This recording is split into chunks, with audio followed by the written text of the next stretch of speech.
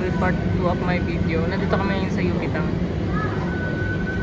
Tapos lang namin pumili, galing Landers. And for dinner, we decided to eat at Ramenaki. Tapos ang bumili ng ano sa Landers. So, ito may exam. Hindi ko muna yung menu.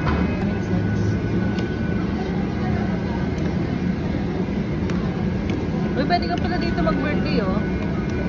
Butaw Bash.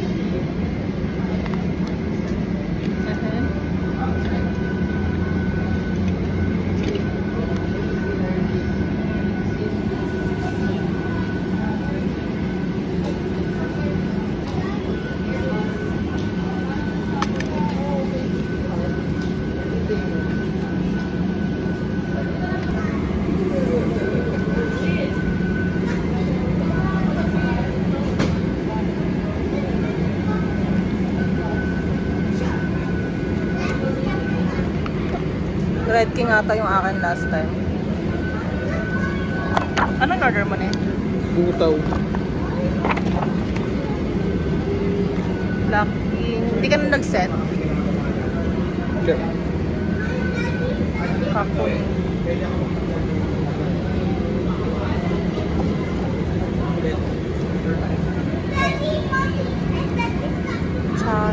Chashu is pork, right? Star salad, chili bean. Anong drinks mo? Dapat.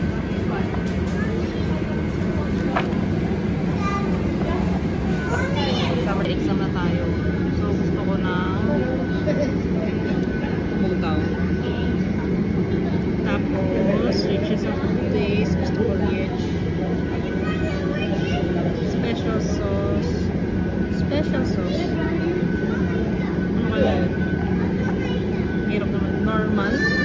Anong special sauce mo? Sabi sa'yo, kokobe pa rin ako sa'yo. Normal. Gusto ko ng normal.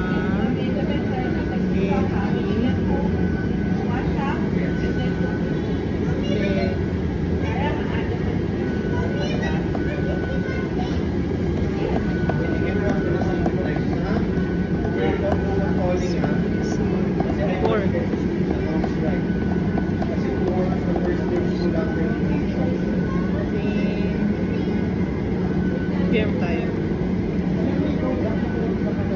Ma-additional na to, diba? Sa tapos. Table name. Oh!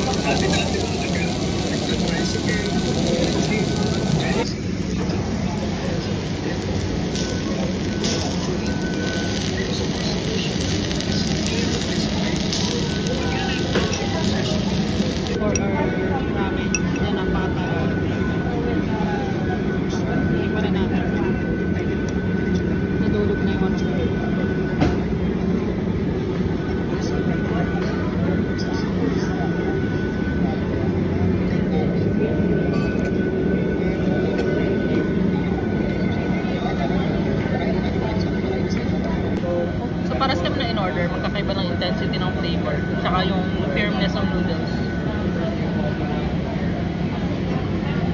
Pero yung noodles mo normal, no? Oo. Sa akin, extra firm. Ayan, manipis nga ito. Masang mo?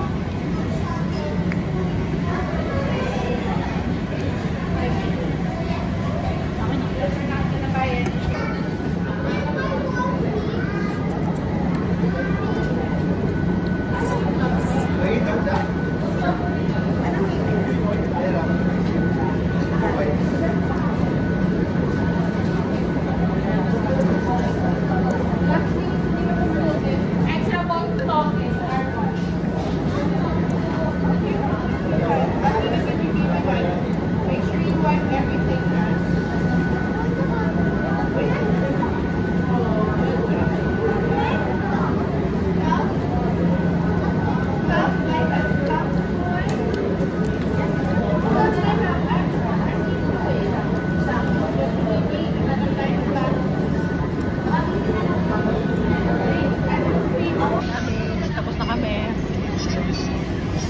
Manghang, sarap.